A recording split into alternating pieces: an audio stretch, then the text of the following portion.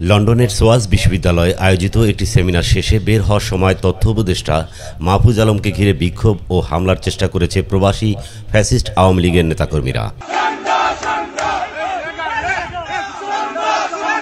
স্থানীয় সময় শুক্রবার এই ঘটনা ঘটে। এদিন বাংলাদেশ হাইকমিশনের আবিদা ইসলাম গভীর রাতে সংবাদ মাধ্যমে এ তথ্য নিশ্চিত করেছেন। হাইকমিশনের এক বিবৃতিতে জানানো হয়, বিকেল 4টায় মাহফুজ আলম ইউনিভার্সিটি অব লন্ডনের school of oriental and African স্টাডিজে আয়োজিত এক সেমিনারে অংশ নেন। বাংলাদেশে জুলাই গণ অভ্যুত্থানের 1 বছর পূর্তি উপলক্ষে এই সেমিনারের আয়োজন করে সোয়ার্স কর্তৃপক্ষ ও হাইকমিশন।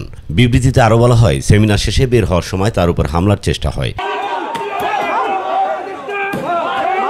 পরে সোয়াস ক্যাম্পাসের পেছনের রাস্তা দিয়ে বের হওয়ার সময় হাইকমিশনের একটি গাড়িকে লক্ষ্য করে ডিম নিক্ষেপ করে আওয়ামী লীগের নেতাকর্মীরা। তবে গাড়ির ভিতরে তখন উপদেষ্টা মাহফুজ আলম ছিলেন না। ঘটনার সময় পরিস্থিতি নিয়ন্ত্রণে পুলিশ কাজ করে। লন্ডন মেট্রোপলিটন পুলিশ সার্বক্ষণিকভাবে বাংলাদেশ হাইকমিশনের সঙ্গে যোগাযোগ রাখছে এবং উপদেষ্টার পূর্ণ নিরাপত্তা নিশ্চিত করার আশ্বাস দিয়েছে।